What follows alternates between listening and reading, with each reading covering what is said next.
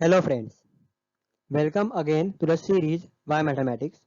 In this video, we will learn more about fractals and we will see one more interesting application of fractals.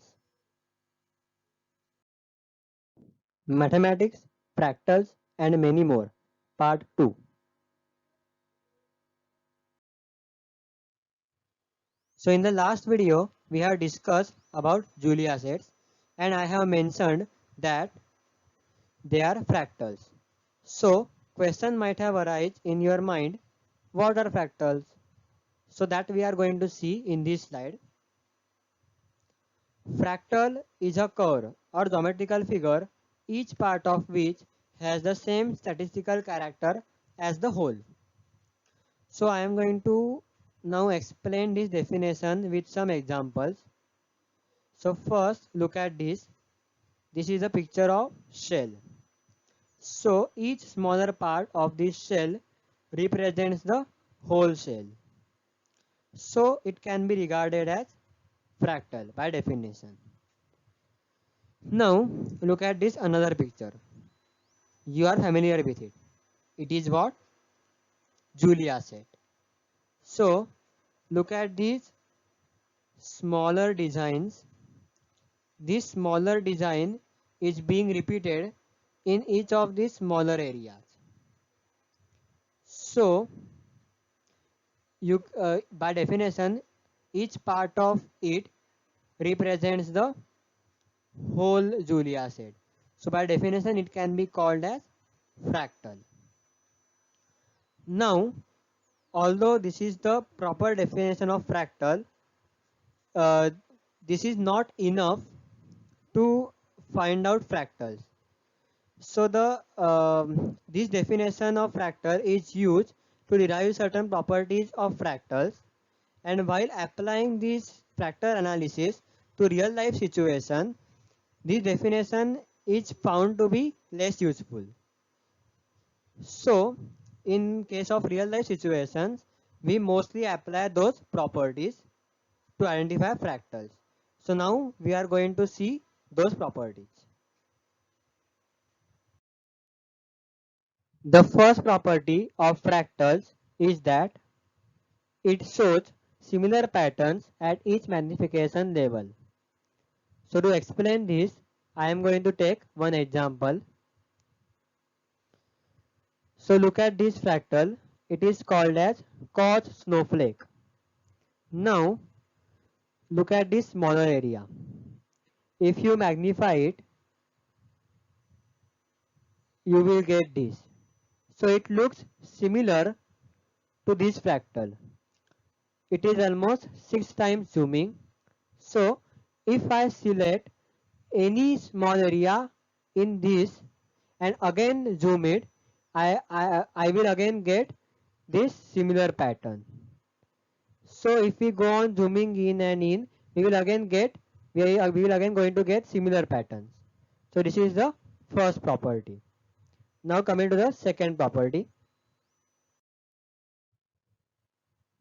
The second property of fractals is that it can be called as not differentiable. Now what does that mean? Basically, derivative is the slope of tangent to the curve at particular point.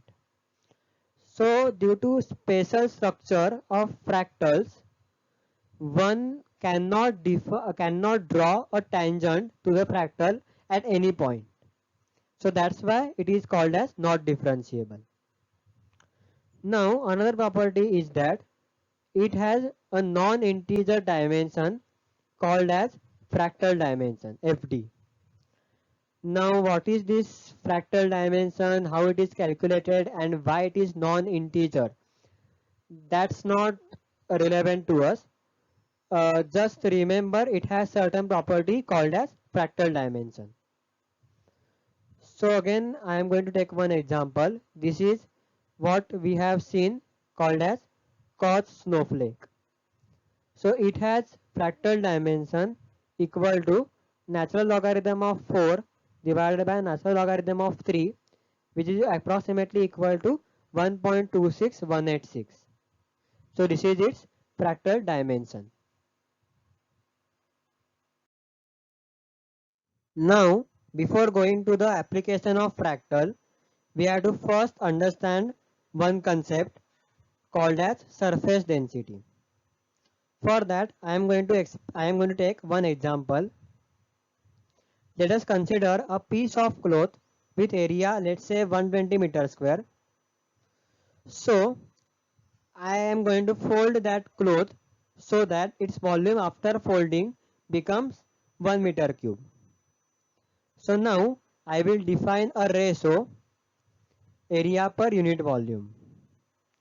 So the value of this ratio will be equal to area by volume, which is equal to 120 by 1, which will be 120, and unit will be unit of area upon unit of volume, that is meter square upon meter cube, that is meter inverse. So this ratio area per unit volume is called as surface density. So now we are ready to understand the application of fractals in cell biology. So first, look at this picture. You are familiar with it. Yes, it is mitochondria, one essential component of cell. Now, we all know that mitochondria has two membranes. One is outer membrane, which is almost smooth, and one is inner membrane, which has many folds in it.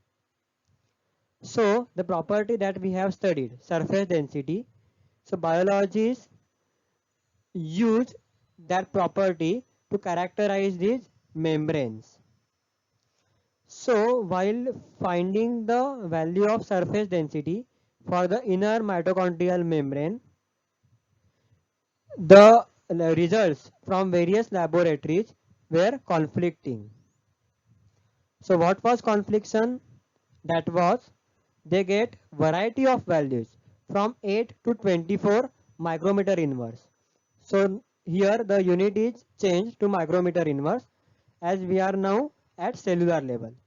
So they get various values from 8 to 24 at different resolutions of electron microscope. So if you look at the graph of it was like this. For outer membrane, the graph was almost constant. Like at different magnification, the surface density was almost constant.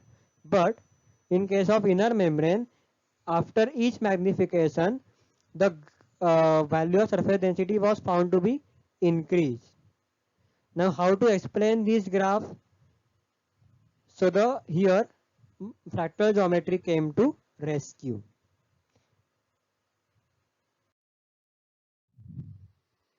So the explanation given by fractal geometry was this: inner membranes of mitochondria exhibit fractal structure, not exactly, but up to certain magnification level.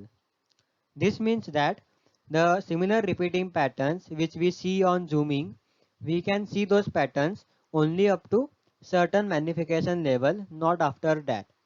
It is unlike mathematical fractals in which we see those repeating patterns indefinitely.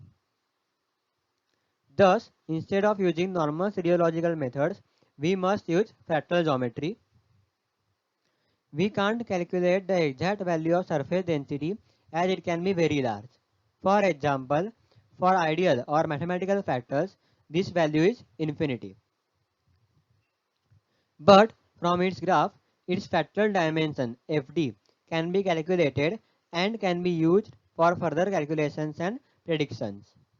For example, it was found that there is slight difference between the fractal dimension of normal cells versus diseased cells.